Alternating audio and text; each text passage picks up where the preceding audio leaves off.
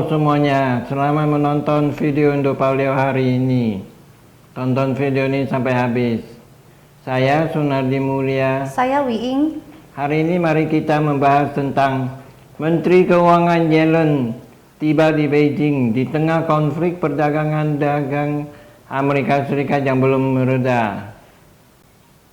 Menteri Keuangan Amerika Serikat Janet Yellen tiba di Beijing pada hari Kamis sore tanggal 6 Juli 2023, memulai kunjungan 4 harinya dan disambut di landasan bandara Beijing oleh Yang Yiming, Direktur Jenderal Kementerian Keuangan China, dan Nicholas Burns, Duta Besar Amerika Serikat untuk China. Pada hari Jumat tanggal 7 Juli 2023, Yellen bertemu dengan Perdana Menteri China Li Qiang, Gubernur Bank Sentral China Yi Gang, dan mantan Wakil Perdana Menteri sekaligus mantan Direktur Komite Pusat Partai Komunis China untuk Keuangan dan Perdagangan Liu He. Setelah itu, Yellen juga bertemu dengan para pengusaha Amerika Serikat di China. Yellen membahas keputusan Amerika Serikat melakukan pembatasan terhadap China sehingga China tak bisa mengakses teknologi untuk membuat chips dan semikonduktor super canggih. Tindakan itu harus dilakukan oleh Amerika Serikat demi menjaga keamanan nasionalnya. Saat bertemu dengan Perdana Menteri Li Qiang, Yellen mengatakan Amerika Serikat dan China harus berkomitmen untuk bersaingan dengan cara-cara yang sehat. Alasan keamanan tidak boleh menjadi halangan bagi kelangsungan relasi ekonomi Amerika Serikat dan China, dan tidak mungkin dua perekonomian itu terpecah. Fokus perundingan Yellen dengan para pejabat China adalah masalah utang Amerika Serikat dan membujuk China meningkatkan kepemilikan obligasi Treasury AS untuk membantu Amerika Serikat mengatasi masalah inflasi. China selama ini terus memegang hampir 1 triliun US dollar utang Amerika Serikat. Tetapi Departemen Keuangan Amerika Serikat pada tanggal 16 Juni 2023 meliris sebagai investor utama dalam obligasi Treasury. China pada bulan April 2023 memangkas kepemilikannya atas Treasury Amerika Serikat sebesar 400 juta US dollar. Karena meningkatnya resiko gagal bayar. Kredibilitas Yellen sebagai ekonom akademik telah membuatnya menjadi utusan yang disambut baik di Beijing.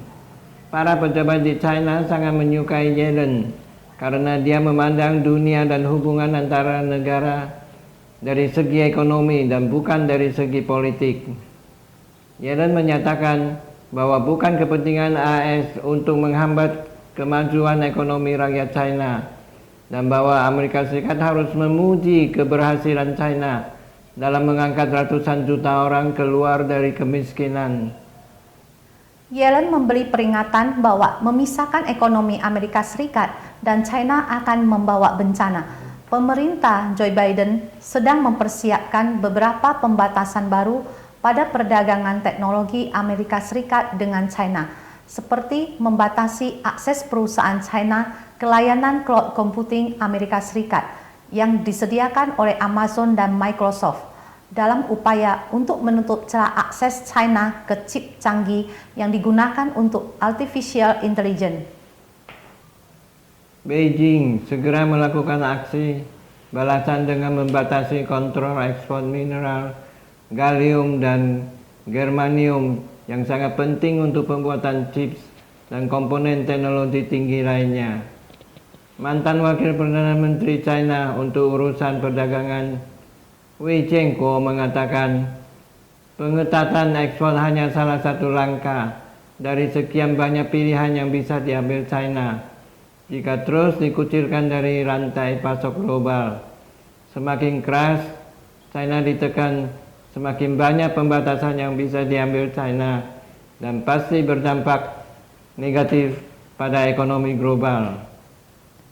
China tidak hanya memainkan kartu kontrol ekspor pada mineral utama dan pada pasokan tanah jarang, tetapi juga pada alokasi utang Amerika Serikat serta nilai tukar mata uang antara China dan Amerika Serikat di tengah ketegangan Amerika Serikat dan China yang belum mereda. Saat ini, Amerika Serikat menyalahgunakan konsep keamanan nasional secara tidak tepat, bahkan menginjak-injak prinsip perdagangan bebas dan aturan pasar internasional. Akibatnya, mengganggu kegiatan investasi dan perdagangan normal antara kedua negara. Dengan lebih dari 1.300 entitas atau pengusaha Tiongkok masih berada dalam berbagai daftar kendali dan sanksi Amerika Serikat. Ketika semuanya dikaitkan dengan alasan keamanan nasional, maka menjadi sulit untuk melakukan bisnis. Sementara itu, walaupun Yellen menolak decoupling terhadap China, bukan berarti Amerika Serikat telah berubah. Kebijakan tetap sama, berusaha untuk menahan kemajuan ekonomi China.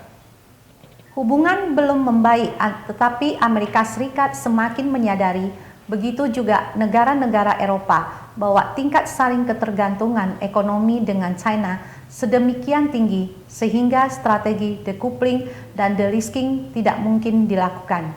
China selalu berpegang pada prinsip saling menghormati, hidup berdampingan secara damai, dan kerjasama yang saling menguntungkan dalam berurusan dengan Amerika Serikat. China berharap dapat melihat tindakan nyata dari Amerika Serikat untuk bertemu dan menemukan solusi untuk kepentingan kedua negara dan ekonomi global. Terima kasih sudah menonton video Indopaleo hari ini. Saya Sunardi Mulia. Saya Wing. Silakan like dan subscribe. Bagikan ke teman-teman Anda. Dan tinggalkan pesan di kolom komentar. Sampai jumpa lagi.